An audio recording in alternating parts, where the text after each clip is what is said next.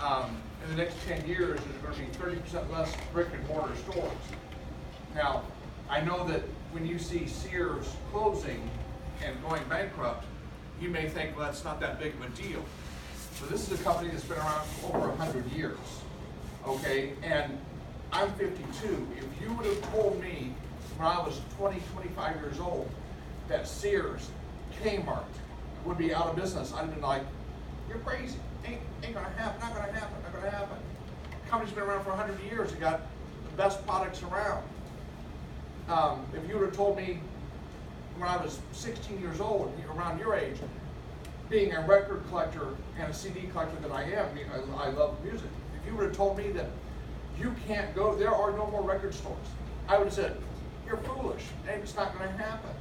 You know, jobs are disappearing slowly but surely in front of us, and a lot of people don't realize it. You know, if you would have told me that you know, back in the day, 20, 30 years ago, you would have, if you needed a phone number, you would have called 411, operator on the line would have said, here's the number. Yeah. You know, those jobs are gone. There's little jobs going that are disappearing that a lot of people don't realize it. To quote the great Chris Gardner from The Pursuit of Happiness, he said that the jobs aren't coming back.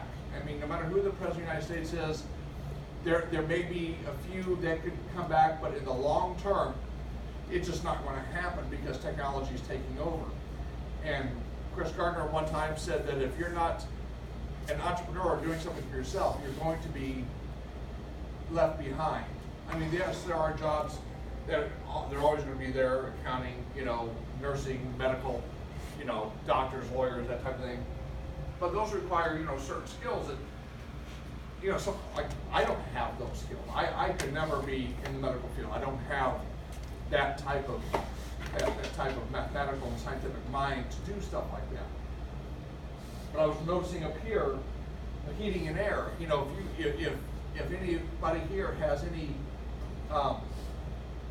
skills in mechanics or heating and air, plumbing, electricity, great businesses to start. Making a lot. I mean, a lot of people maybe look down on the trades, but the trades is a great business.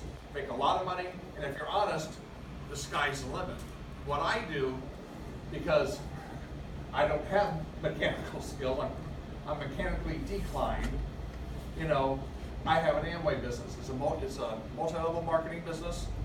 We are in 100 different countries and territories. The company's been around for over almost 60 years. We're all over the world, and what we do is we market products and create business owners. Basically, what I would do is, let's say if you were 18 and you wanted to become an IBO, you would become an IBO and market our products and encourage other people to become IBOs. What is great about my business is there's no qualifications required other than the willingness to talk to people and share an opportunity, and this is what I do. We tell people whether you have a degree or not, we'll help you get over it, because it doesn't require you to do anything. It doesn't require money down or any type of investment. There's a lot of businesses out there to start that require investments or money down. What you would like to do, if you know the barber and the haircutting stores, you know, I don't know how much that would cost to start. But if you already have the talent, and you have to go to school, of course, get a certificate for that. If you already have the talent, getting something started, you know, start off slow, getting a chair, then, you know, moving on to your own thing. The service industry is a great business to be in because it's not something that can be taken over by technology. You're always going to have to go get your hair cut or your nails done or whatever you wish to do. That is a great business to get into. The last time I talked in front of a class, there was a young lady in there who wanted to do a tattoo business. Probably another great business to get into. It seems like it's a thing. Almost everyone's got one or wants one. So as long as that thing keeps going, it's probably a great service business to get into. What are you kind of thinking of? Do you have an idea about what you want to do? Photography. Professional photography. I mean, that's another service business that technology has changed quite a bit. I worked in electronics 30 years ago. And another thing too, if you would have told me 30 years ago that you know, there would be no film cameras. I'd have been like, you know, you're crazy. There's other businesses gone down the tubes. People will take their film in, drop it off, we send it out, and then come back, no more. So I mean, Eastman Kodak is almost done because they relied on film, and there is no more film in cameras. It's not that I'm aware, right? Okay, I didn't think so. I mean, things have changed. So what you have to do now is decide what you want to do. Colleges, I'm not knocking college. I have a degree, that is great, you know, but unless you're going to study something that's going to get you in a place that's going to make you, and I know this is the correct way to talk, but unless it's going to make you a lot of money, you don't want to waste a lot of money going to college if you're not going to make a lot of money afterwards. And I know people don't like to talk about the importance of money, okay? I know people say, well, you know, money isn't everything. It is the only thing, and let me tell you why. Every time you go to a convenience store or a gas station, you see a jar sitting on the counter, someone raising money for someone needing some type of medical treatment. Okay, then tell me how unimportant money is. It's always important, because without it, you don't have your health or nothing else. So what you want to look at is doing something that's going to make you a lot of money to feed yourself, clothe yourself, and your family, and those emergencies that come up when insurance will tell you, oh, we're not going to cover this, we're not going to cover that. Find a profession, a business that you can do that's going to set you up and make you comfortable. I mean, I got into the Amway business for three reasons. Number one, I wanted to be free. I didn't want a job. You know, right now I don't just work part-time, 3 days a week, and I'm working on to becoming completely free, and then to free my wife from her job. Okay, the second reason, I wanted to make a lot of money. Okay, I'm that type of person. And the third reason is what my business does is I can't get successful unless I help somebody else do the same thing. So let's say you got into my business. I can't be successful until I make you successful first. And I love that ground up movement, because it enables me to help somebody else, and I like to pay it forward, because to me, you know, I want to help people become free. I want to help them become successful, and that way they can do the same thing for somebody else. How you doing? Good. Are you thinking about a business? No, I took this class just to like have something if I was to not do what I want for my career, then I have something to fall back. What kind of career you're looking at? Veterinary. Now, another great service business in the medical field that, you know, will always be around. How about you?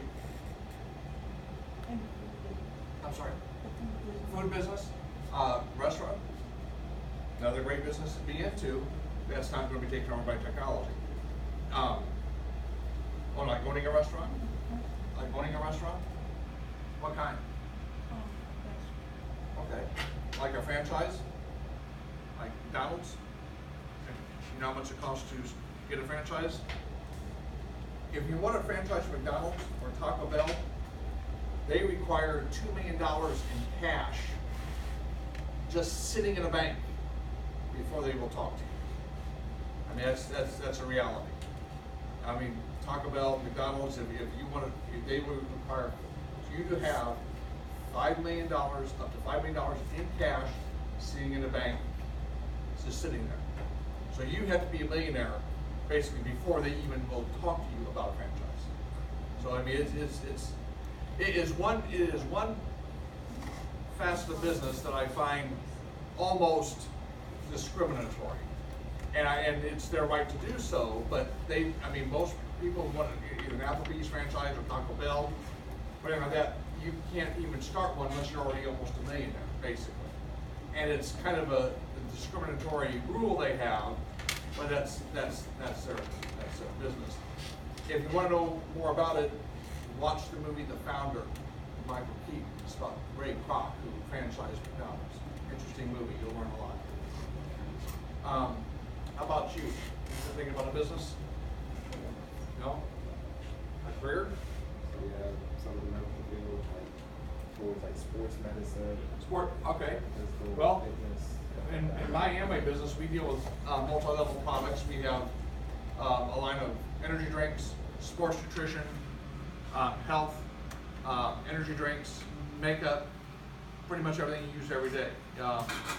Soap, shampoo, toothpaste, deodorant, makeup, energy drinks, vitamins. We are the #1 vitamin company in the world, Nutrilite. #1 energy drink in the world, Excess, no sugar, no carbs. The B12 is 400%. Artistry, our makeup line, is the 4th largest makeup line in the world. In fact, we did the makeup for the Miss America pageant about 3 years ago. We did all their makeup. Our cleaning supplies are environmentally safe. We've gotten awards from the United Nations for how clean our products are. All of our food products, our sports nutrition, that type of stuff. No artificial colors, flavors, sweeteners, or preservatives. Our vitamins are organically grown on certified organic farms. It's hot. I'm sorry, guys, I'm sweating. But what about you? What kind of business are you looking at? I want to own my own real estate. Real estate, another fantastic business. The sports medicine, I mean, that's basically your own business. I mean, you can work for somebody, but you can actually do that on your own, you can own your own company doing that. I mean, you're pretty much an independent contractor a lot of times. And people do that.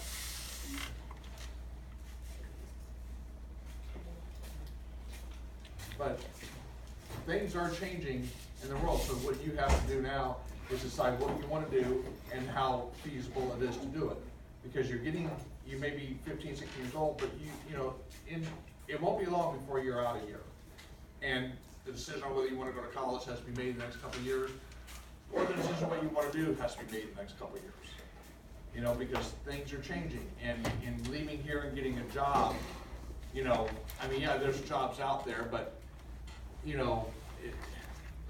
they talk about the wage gap widening, and the reason why is because technology has changed so much that you're either on this spectrum or you're on the low spectrum. The middle spectrum is disappearing, and it's no really fault of anyone, it's just technology's changing.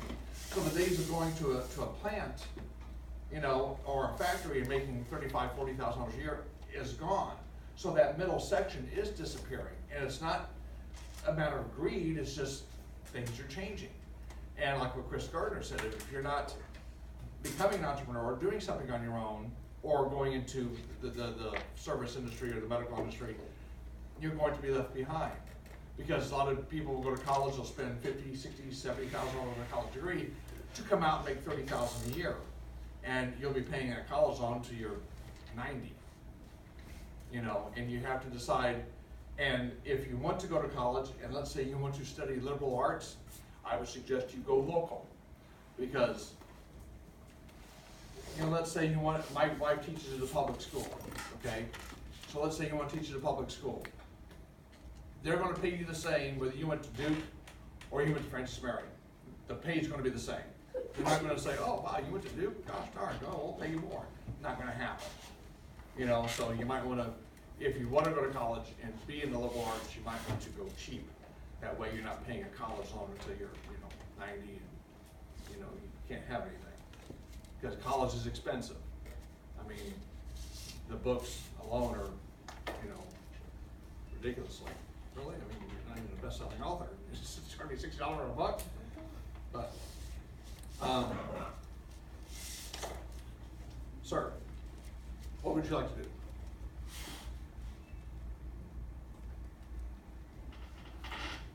You have no idea? No thought? No? Nothing? Okay. Well, there's time. I mean, how old are you? 16? Nothing interests you? No business interests you out there?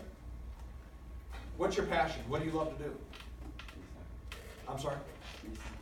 I still can't hear you. Play soccer. Play soccer? Well, lots of things to do there as far as, you teach it, if you know about it. A lot of coaches, but how about you?